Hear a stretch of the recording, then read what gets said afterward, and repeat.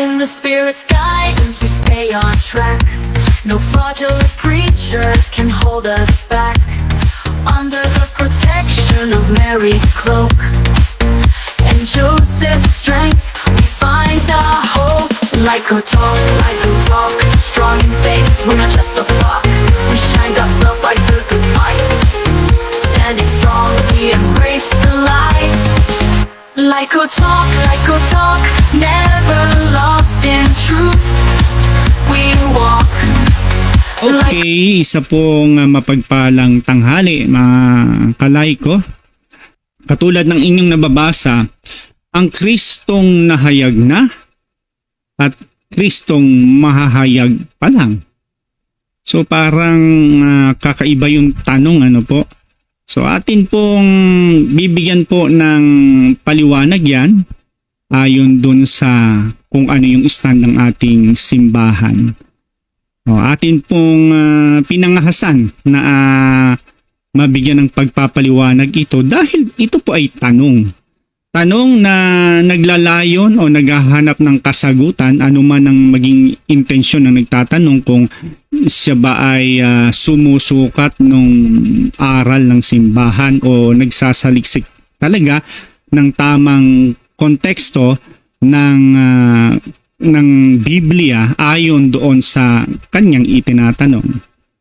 So bibigyan ko muna ng konting premise mga kalay ko, no?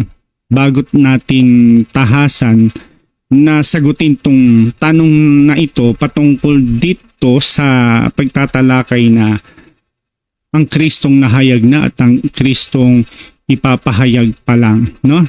So bago tayo malito dyan sa tatlong Kristo, ang sabi dito, bago maunawaan ang tungkol sa mga hiwagang ito o tatlong Kristong ito ay kailangan na makinig ng ebanghelyo ng kaharian ng Diyos. So may pagpapahayag sila ng ebanghelyo ng kaharian ng Diyos.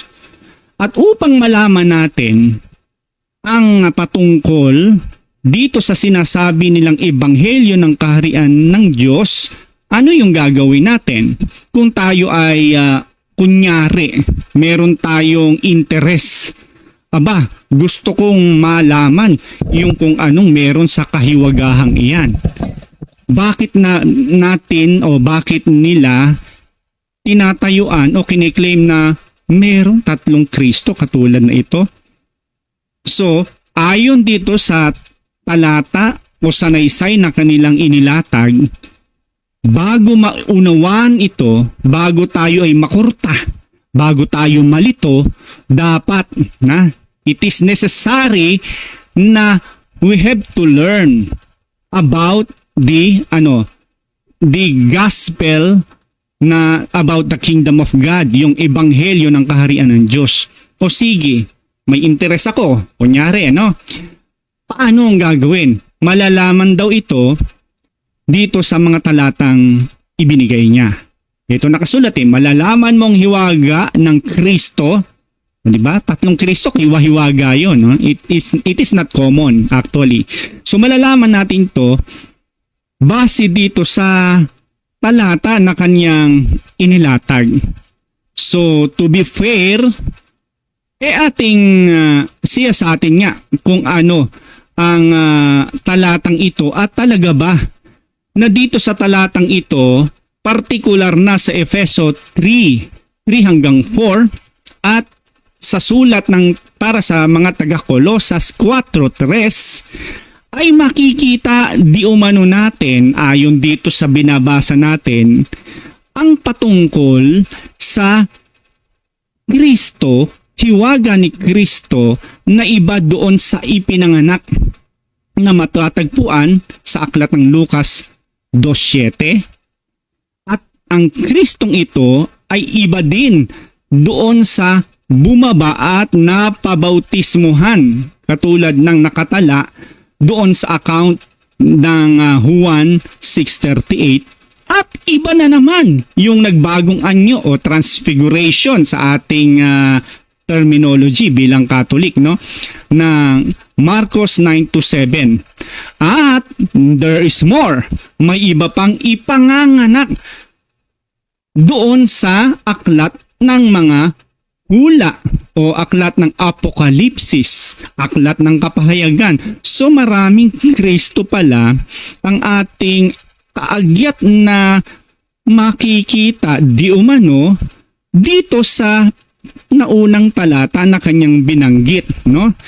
So kaya niya nilagay yung open and close parenthesis upang ito ang maging reference guide na kapag binasa natin itong Efeso 3:3-4 at Colosas 4:3, doon daw di umano natin mauunawaan yung ibang mga Kristong kanyang binanggit na iba yung pinanganak, iba yung bumaba, iba yung binautismuhan, iba yung nag-transfiguration, at iba yung Kristong darating pa.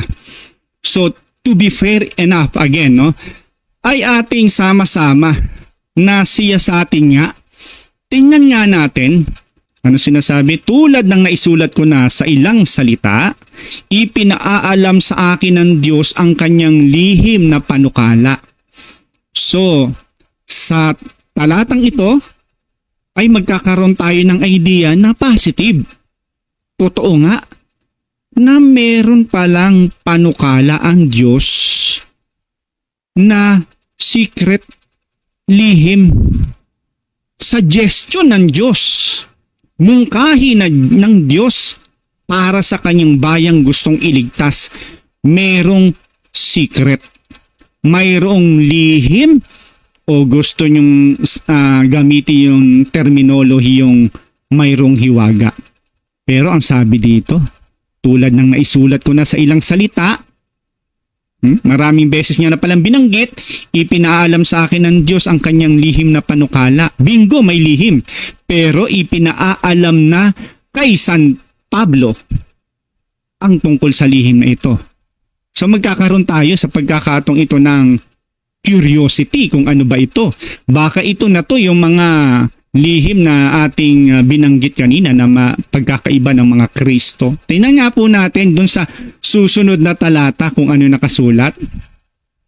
At habang binabasa ninyo ito, malalaman ninyo kung ano yung pagkaunawa ko sa lihim na panukalang isinakatuparan ni Kristo. Oh, may hamon, no? At habang binabasa ninyo ito, buong katiyakan na sinasabi ni San Pablo ay malalaman ninyo. Ibig sabihin, hindi na ito mananatiling lihim sa inyo habang binabasa nila, yung mga taga-Efeso, yung salitang ito na kanyang inilalatag. Binabasa ninyo yung iliham, no? Malalaman ninyo kung ano yung pagkakaunawa ko sa lihim ng panukalang isinakatuparan ni Kristo. So, ito ay ang pagkaunawa niya. Sasabihin natin, ano mo lang yun? Self-interpretation. Balikan nga natin doon sa unang sinabi niya. Sabi niya, tulad ng naisulat ko na sa ilang salita, ipinaalam na sa akin ng Diyos.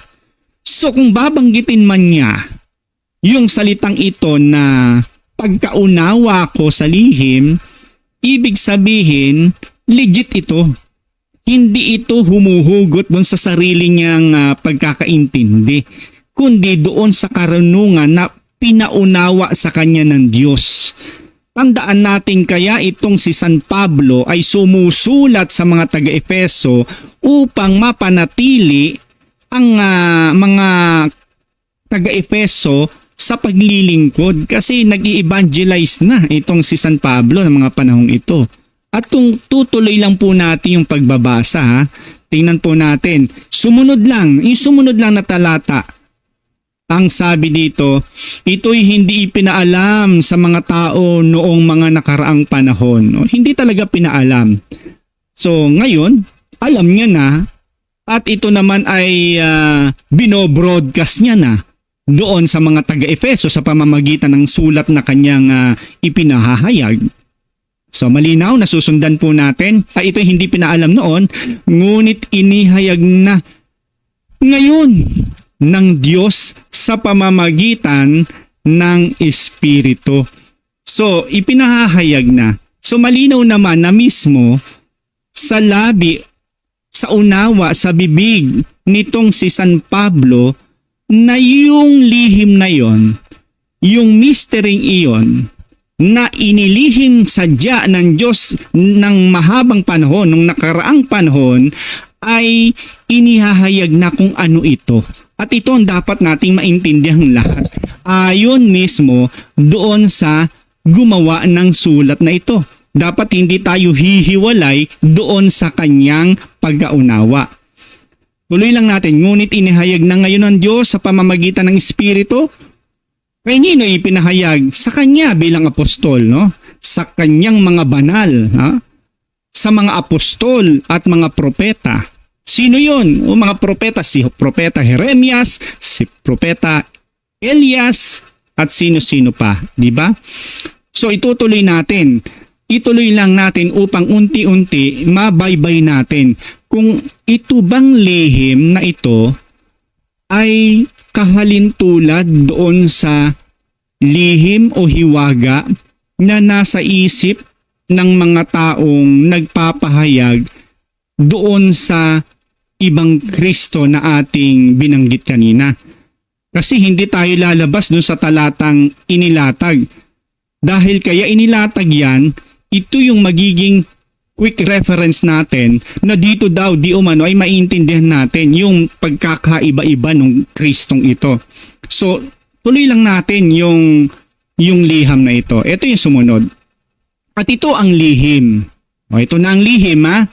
Sa pamamagitan ng magandang balita, ang mga hintil ay mga tagapagmana na rin tulad ng mga Hudyo, kabilang din sa iisang kawan at may bahagi sa pangako ng Diyos sa pamamagitan ni Kristo Jesus. Boom! Revealed na kung ano yon.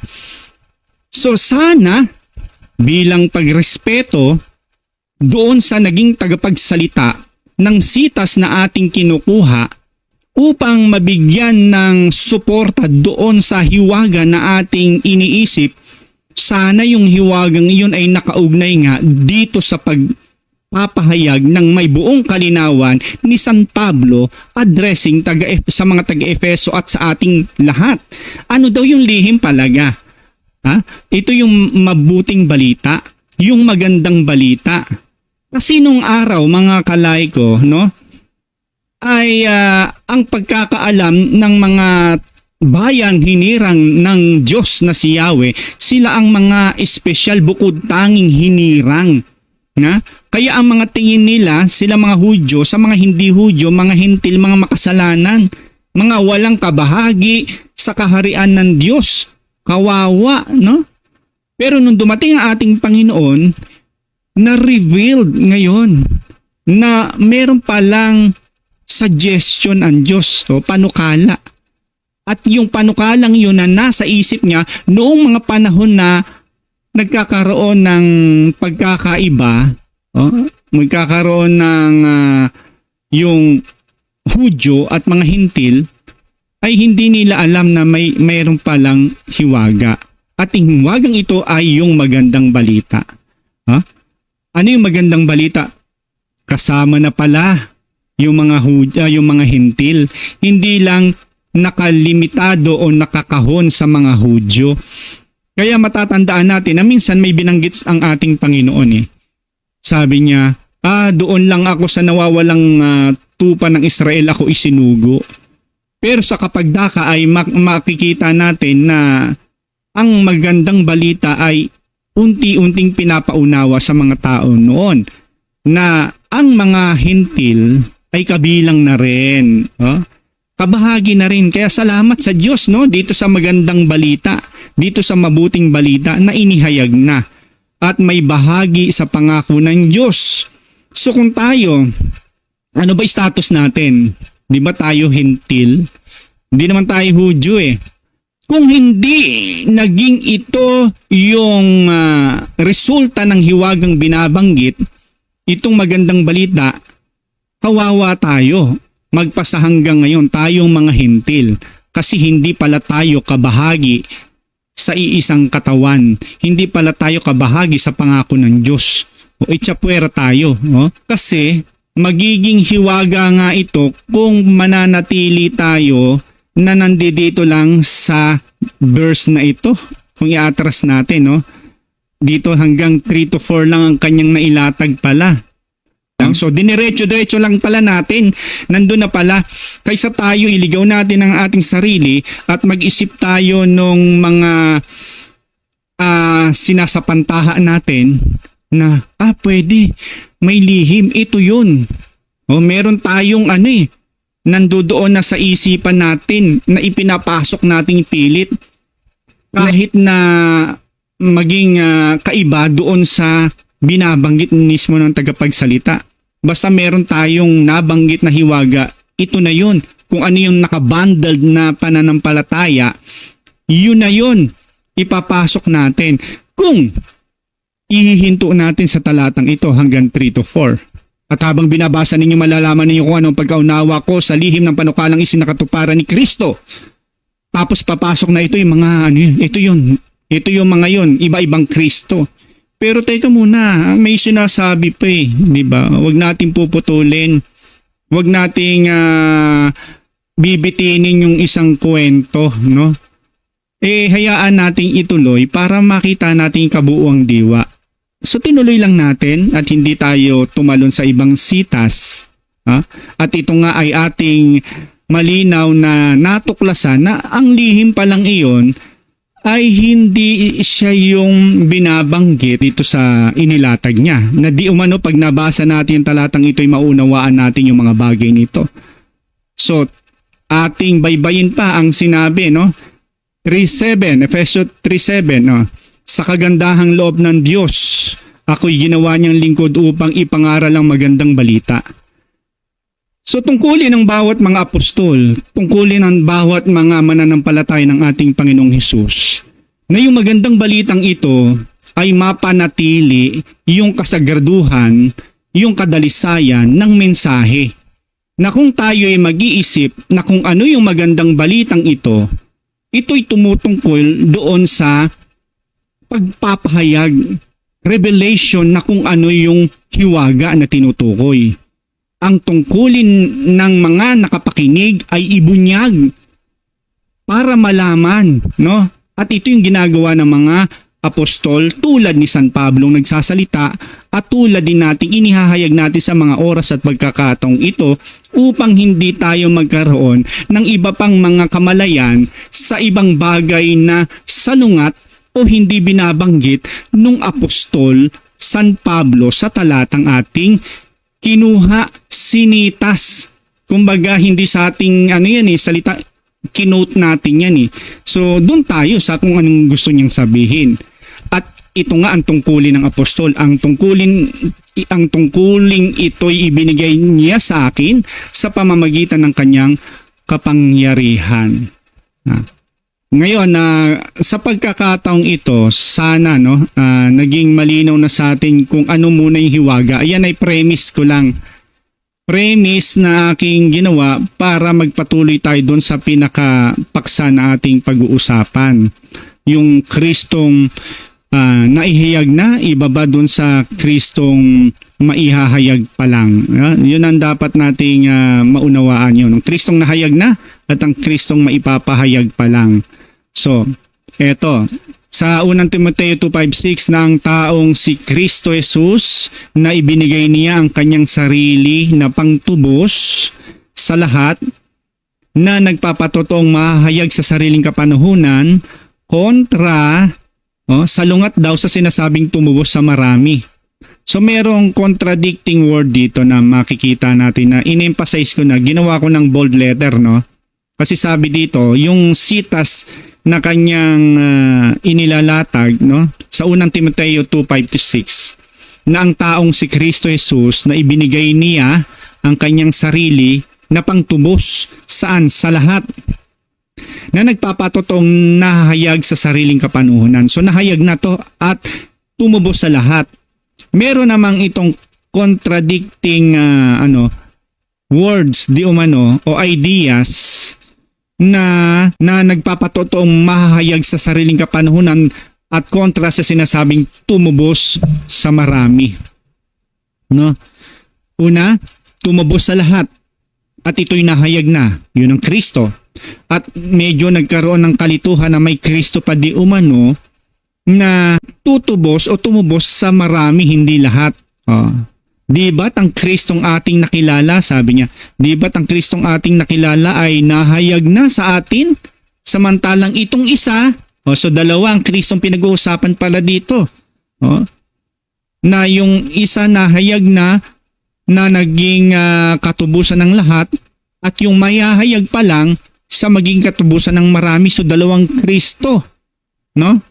So ito, dahil nagtatanong, sasagutin natin. No? Ang tanong, sabi niya, sa unang Timoteo 2:5-6 ay sinasabing, sapagkat iisa ang Diyos at iisa ang tagapamagitan sa Diyos at sa tao, mga tao, ang taong si Kristo Jesus, na ibinigay ang kanyang sarili na pantubos sa lahat na nagpapatotoong mahayag sa sariling kapanahunan. Yan po ay mula sa Ang Biblia 1978. No, wala siyang inilatag na kung anong sitas na sumalungat. Pero may binanggit siya na may kakontra. So hindi siguro nakita kung anong sitas. So ipinagpapalagay ko na ito ay kumontra o sumalungat kasi ito yung may sitas na nakikita ko na sumasalungat doon sa unang kapahayagan na binanggit natin o nabasa natin. Kontra daw ito dito sa sinasabi ni Jesus sa Mateo. Sabi dito sa Mateo 20:28, gaya ng anak ng tao na naparito hindi upang paglingkuran, kundi upang maglingkod at ibigay ang kanyang buhay bilang pantubos sa marami. Yung isa para sa lahat, ito para sa marami. So ang akala ng ilan, no? O ang akala marahil nung nagtatanong na ito na may dalawang Kristong pinag-uusapan. Isa, tumubos doon sa marami. Yung isa pa, yung kababasa pa lang natin sa Mateo, tumubos sa lahat. At ito ay mahahayag pa lamang.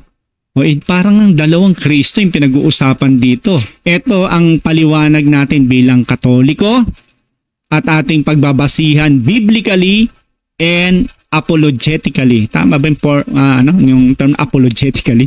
Parang humihingi ng tawad. In apologetic way, no? Una, wala pong contradiction dun sa salitang marami. Tinubos ang marami, tinubos ang lahat. Ito po ay uri ng pamamaraan ng pananalita. Hindi po ito nangangahulugan na salungatan. Atin pong siyasatin maigi dalawang verse po yan sa Mateo 20:28 at sa unang Timoteo 2:6. Ano po sinabi dito? Pantubos sa marami. Ang ikalawa naman, pantubos sa lahat. So ang salitang marami ay ginagamit hindi para ibukod ang iba, no? Kundi upang ipahayag ang kadakilaan ng gawaing pagliligtas. So ating tingnan doon sa wika ng Grego. Sa wikang Hebreo at saka Grego, ito po yung ibig sabihin nila. Ang marami ay isang matalinhagang paraan upang sabihin ang kabuuan ng sangkatauhan. Ito yung ibig sabihin kapag binabanggit nila yung marami. Bigyan ko kayo ng analogy Kung sasabihin po natin, marami ang lumapit kay Jesus. So hindi po natin sinasabi na may iilan lang. Diba? Marami. Hindi natin sasabihin may ilan lang siyang kayang iligtas. Sa halip, itinuturo natin ang lawak ng kanyang awa. Ngayon, ang official na turo ng ating simbahan, kaya nga sinasabi ko sa inyo, ating ipapaliwanag ito biblically, analogy, at yung official na turo ng ating simbahan kasi hindi pwede tayo maghayag nang lalabas tayo sa turo ng simbahang Katoliko. At ito po yung tinuturo sa atin bilang Katoliko kung atin pong sisiyasatin kung ano nakasulat sa Catechism of the Catholic Church, paragraph 605. Sabi dito, Jesus did not die for a few, but for all. There's not, never has been, and never will be a single human being for whom Christ did not suffer. Para sa lahat. Kaya naman yung Mateo 20:28, marami, intended to save all. Ikalawang issue, mahayag sa sariling kapanahunan. Hindi po ito ibang Kristo na katulad ng inaakala ng ating tinatalakay, no? Kasi pinaghiwalay niya dito no? Hindi po ito ibang Kristo. Ang mahayag sa sariling kapanahunan po ay tumutukoy hindi sa isang bago o ibang Kristo, kundi sa isang kapunuan ng pagpapahayag ng kanyang gawain bilang tagapamagitan at tagapagligtas. In fullness, no? Yung kaganapan. Ibig sabihin, ito yung magiging outcome, no? Pag may sinabing kapunuan, in fullness, yun yung talagang mangyayari. So hindi siya magkaiba, no? Pagpapayag ng kanyang gawain upang siya ay maging ating tagapamagitan sa Ama at tagapagligtas. Kaya iyan po ay isang Kristo lang. Una, hindi ibig sabihin na si Kristo ay hindi pa lang dumating. Ibig sabihin, ang katotohanan ng siya ang tagapamagitan ay unti-unti. Yung revelation kasi ni God, no, sa kanyang divine revelation, hindi yung makikilala mo ang Diyos ng isang upuan lang. Unti-unti para mag-grasp ng tao kung ano yung pagka-Diyos, sino ang anong plano ng Diyos Ama, sino si Kristo. Yan Yun ang ibig sabihin yan. Unti-unti. Bigyan ko po kayo muli ng analohiya. Ang araw ay sumisikat sa umaga, tama?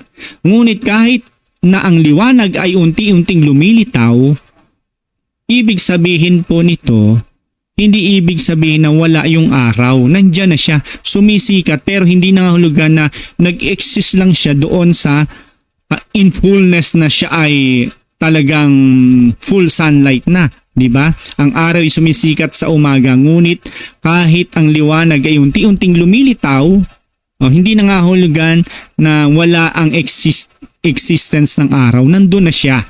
Yan ang analogy, nandun na ang ating Panginoon. So, Jesus, tao at tagapamagitan. Ito, in-extra ko na lang, pero alam ko nagkakaisa tayo ng pananampalataya dito. Hindi ibig sabihin ay hindi Diyos si Kristo. Sa unang Timoteo 2:5, ang taong si Kristo Jesus, ginamit dito ang salitang tao upang ipakita na siya ang karapat-dapat na tagapamagitan sa Diyos at tao, sapagkat siya ay Diyos na naging tao.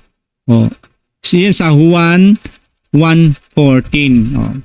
Siya ay Diyos sa kanyang sariling kalikasan. As Catholic, we believe in Triune God, Holy Trinity, God the Father, God the Son, God the Holy Spirit. Yung Ama, ang makapangyarihan sa lahat, ang Panginoong Hesus at ang Banal na Espiritu. Yan ang banal na santatlo na ang iniisip ng Ama upang ito'y magkaroon ng kaganapan, ito'y kanyang sinasalita. At ang salitang ito ang ating Panginoon. Siya ay word, di ba? Siya ay salita, siya ay berbo. At upang ang berbong ito ay makita nating mga tao na may material, may tangible na nakikita, may physical, may kumbaga nahahawakan, dapat ganun din siya. Paano makikita yung salita? Paano makikita yung berbo? Kaya nga, and the word became flesh. At ang salita ay naging laman. Ang salita ay nagkatawang tao. Kaya yan ay incarnate, no? Incarna, naging karne, and the word became flesh. At iyon ang ating Panginoon. Siya yung salita ng Diyos na nagkatawang tao Kaya siya naging tao sapagkat siya ay naproseso sa pagiging tao ng ating mahal na Inang Maria na sadyang itinakda at espesyal na nilikha ng Diyos upang maging tagahubog ng pagiging tao ng salitang ito. Kaya makikita natin kung paanong napakahalaga ni Mama Mary sa kasaysayan ng kaligtasan. No, hindi magiging tao ang ating Panginoon kung hindi si Mama Mary ay tao, no? Na form siya bilang tao. Ngayon, sa Catechism of the Catholic Church, ano yung pinapaliwanag sa atin dito sa talatang 480? Jesus Christ is true God and true man in the unity of His divine person. So hindi nangangahulugang tao si Jesus, o may ibang Kristong darating pa. Sabi dito, nagtataka ako kung bakit kayo dali ninyong tumalikod sa Diyos na tumawag sa inyo sa pamamagitan ng kagandahang loob ni Kristo at kayo'y bumaling agad sa ibang magandang balita. So nagkakaroon dito ng hinanakit actually. Nagkakaroon dito ng pagkakatampo. San Pablo sa Galacia, nagtataka ako kung bakit kay dali ninyong tumalikod sa Diyos na tumawag sa inyo sa pamamagitan ng kagandang loob ni Kristo. Tinawag sila. Binigyan sila ng mabuting balita. Oy, kayo kasama na kayo sa kaligtasan. Hindi na kayo iba sa mga hindi na kayo iba sa mga Hudyo. Pero ang dali-dali nilang tumatalikod. Bakit? Kasi napapatangay, bumabaling agad doon sa ibang magandang balita na binabanggit dito. So ang ating pagninilayan, noon pa man, kahit sa kapanahunan ng kasagsagan ng pangangaral nitong mga naunang mangangaral, sina Apostol San Pablo, 12 apostol, ay nai-encounter na nila na meron talagang sumasalisi at nagpapahayag din ng self-claim na magandang balita. At ang malungkot, tulad din natin sa ating kapanahunan, marami talagang bumabaling agad. Kaya nakakapagtampo naman talaga, no? Hindi maiwasan na talaga magdamdam itong si San Pablo. Kaya nagtataka ako kung bakit kayo dali ninyong tumalikod. Bakit? Kasi hindi dapat eh. Dapat panghawakan ninyo yung mabuting balitang ipinahayag sa inyo. Ipaglaban natin ito. Hindi yung mapahahayagan lang kayo ay oo nga, tama nga. O, mali ang sinabi ng apostol. O ano pa sinabi dito? Ang totoo'y wala namang ibang magandang balita. Diba? So meron pa ba tayong ibang ebanghelyo? Ito tahasan sinasabi ng apostol, pamamalian ba natin ito? Ang totoo, hindi naman niya sinabing baka, o kaya hindi totoo na ito lang yung magandang balita. Ang totoo, wala namang ibang magandang balita. So kung ano man na napapakinggan ng mga tao noon na nagpapahayag ng ibang mabuting balita, ibang ebanghelyo, hindi yon ang magandang balitang mula sa ating Panginoon. Kasi yung mga yon ay kinukonsider na hindi mabuting balita, hindi magandang balita, kasi iisa lang ang magandang balita. Kaya nga lamang may mga nanggugulo sa inyo at nagsisikap na baguhin ang magandang balita ni Kristo. Intact na yan eh. Package na yan. Pero binabago. Kaya nga, ang term dito ni San Pablo, may mga nanggugulo sa inyo at nagsisikap na baguhin ang magandang balita ni Kristo. Ano ba yung magandang balita ni Kristo? Yun ang ebanghelyo. Pag sinabing ebanghelyo, mabuting balita. Pag sinabing mabuting balita, ikaw at ako ay tulad na ng Hudyo, kasama na sa kaligtasan sa ating pakikipagkaisa sa ginawang pagpapakasakit, pagkamatay at muling pagkabuhay ng ating Panginoong Hesukristo. Yan ang magandang balita. Binabago. Kahit tuloy natin, ano pa sinasabi dito? Subalit parusahan nawa ng Diyos ang sino man, maging kami, maging silang mga apostol. Kahit sila ay pinili, binukod, hinirang para sa natatanging tungkulin, para sa natatanging layunin, anong sabi dito? Subalit parusahan nawa ng Diyos ang sino man, maging kami o isang anghel man mula sa langit na mangaral sa inyo ng magandang balita na iba sa ipinangaral na namin sa inyo. Tandaan po ninyo, napakabigat na pananalita ito at napakabigat na warning ito. Sa lahat na nagtatangka, sa lahat na nagsisikap, sa ano pamang kapamamaraanan na baguhin, kantiin natin ang pinakatunay na diwa, konteksto ng mabuting balita ng ebanghelyo ng ating Panginoon. Kaya nga sabi subalit parusahan nawa ng Diyos ang sino man. No exemption. Kahit leader ka pa, kahit pa sila mismo na may full authority na ipahayag, direktang sinabihan ng ating Panginoon. Ipahayag ninyo ang iyong lahat ng napakinggan at narinig sa akin. Gawin ninyong mga alagad ko ang lahat ng bansa. Bautismuhan ninyo sila sa ngalan ng Ama, ng Anak, ng Espiritu Santo. Sila na mga direkta na inutusan ng ating Panginoon na may authority. Pero kapag ang kanilang ipinangaral ay labas doon sa kanilang napakinggan, iba sa kanilang nasaksihan, maging sila o isang anghel. Ibig sabihin, kung may nagpapakitang apparition, mga heavenly beings, nagpakita si Jesus mismo. At sinabi ni Jesus, yung mga napakinggan ninyong aral, mali yan. Meron pang ganito, may extension yan. Ito ibig sabihin yan. Nagpakita ang Santo Niño, nagpakita ang Mahal Inang Maria, mali yan. No? At paniniwalaan natin, sabi, isang anghel man mula sa langit. Bakit sinampol ito? Kasi kinikinitana ni San Pablo na posibleng mangyari. Dahil alam nila ng mga panahong ito na spiritual warfare is real.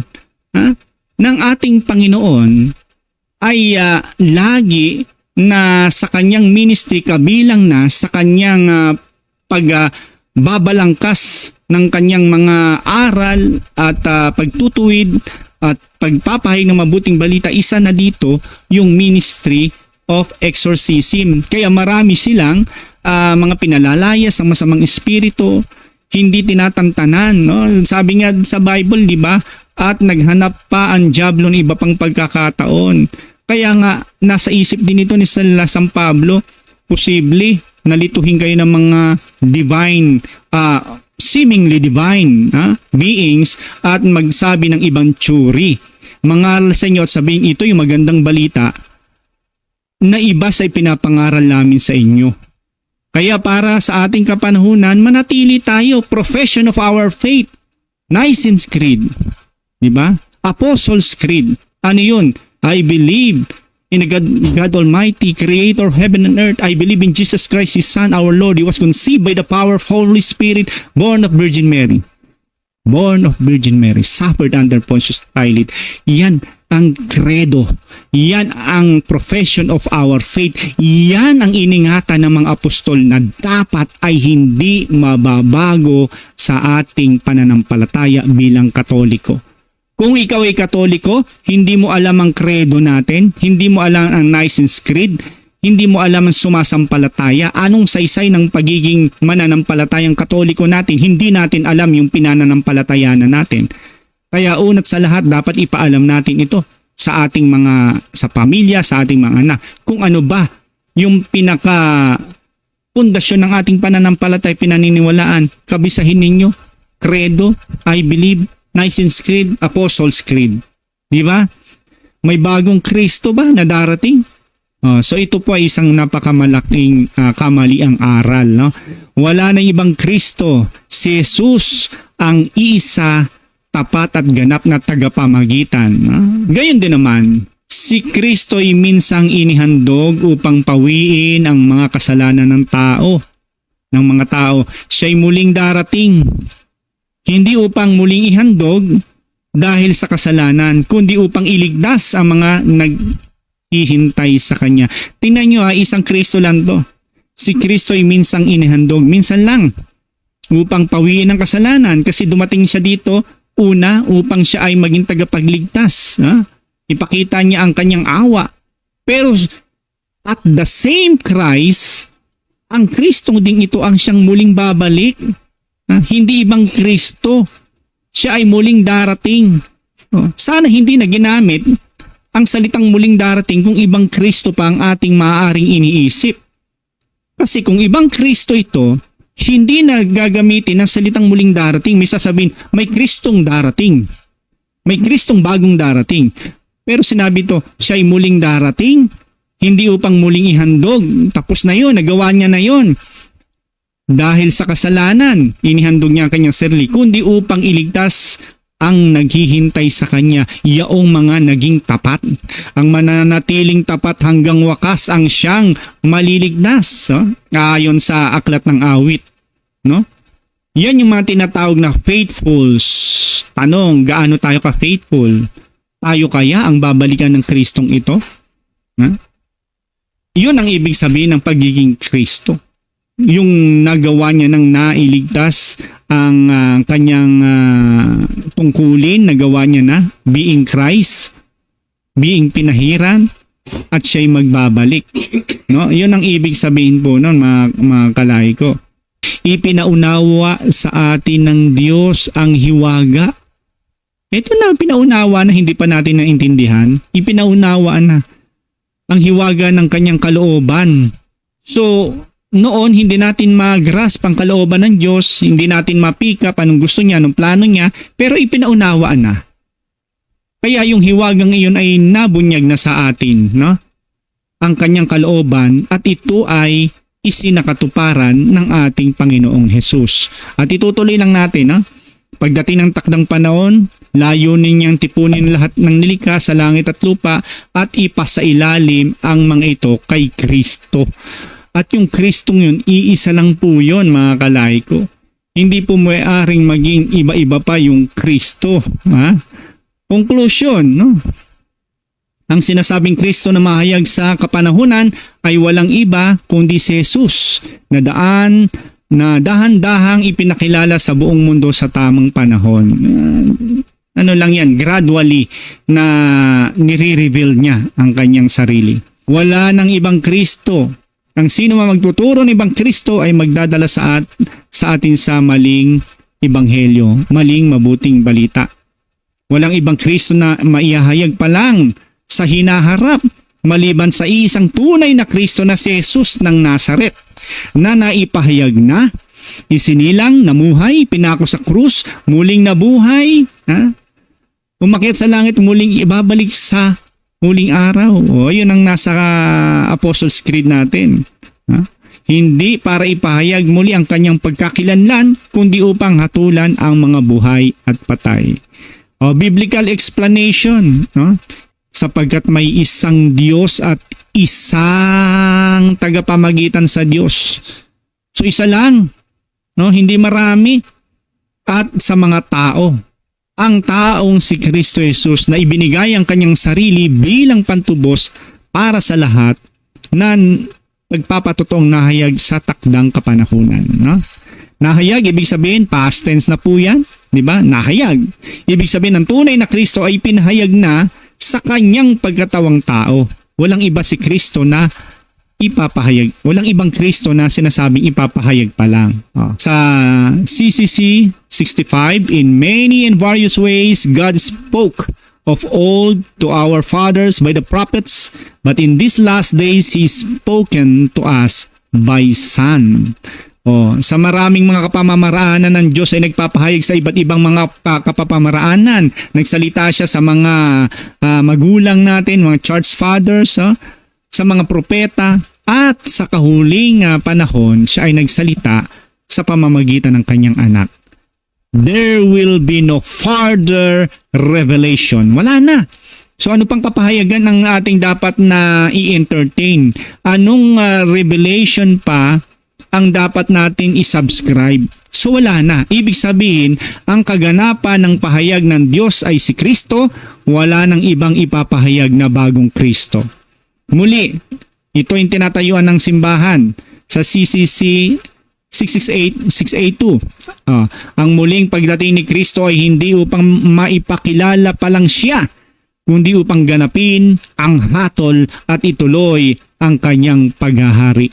Kaya si Kristo dumating una bilang parang tupa, no? Tupa bilang kordero na nakatakda upang ihain, na nakatalaga siya bilang isang haing ihahandog, masamyong handog sa Diyos. Siya ay naging alipin ng lahat, no?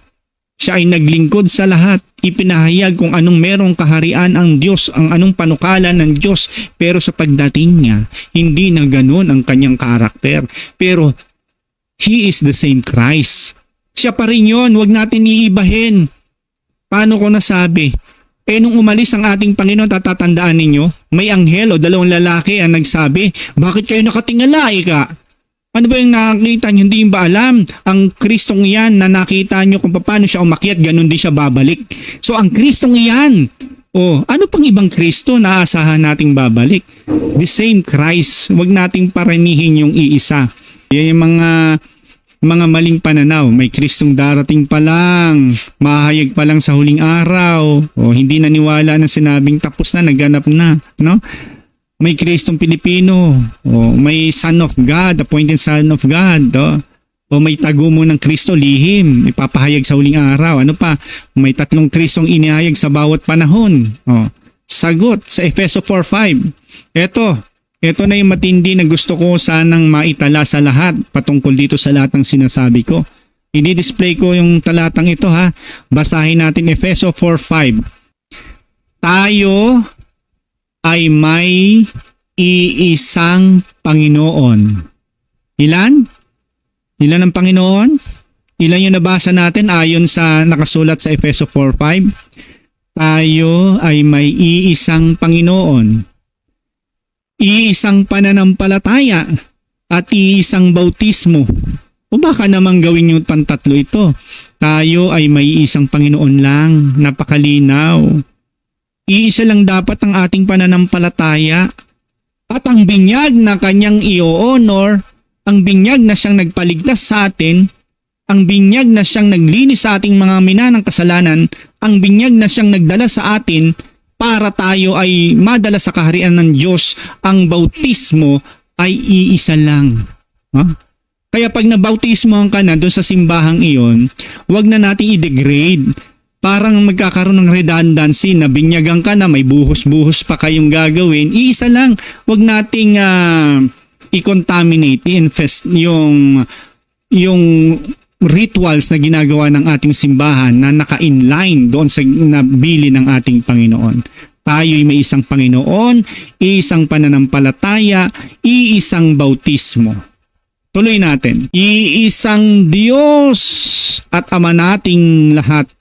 Siya higit sa lahat, kumikilos sa lahat, at nananatili sa lahat.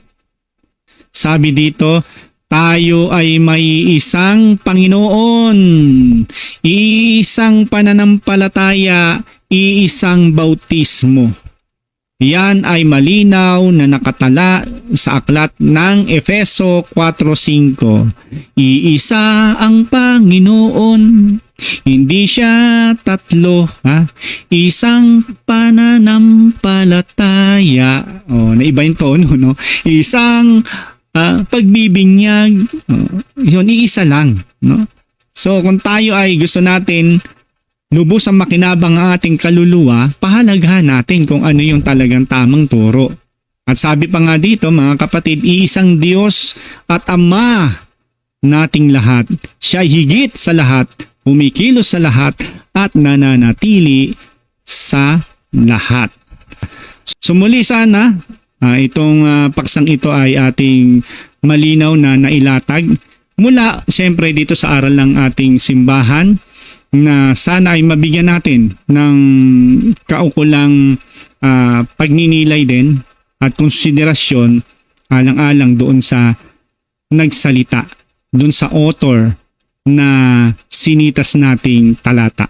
Ang Kristong nahayag na at ang Kristong mahayag pa lang, ay si Kristo na ang ating Panginoon. So yan, maraming salamat po at Pro Deo et Ecclesia. God bless po.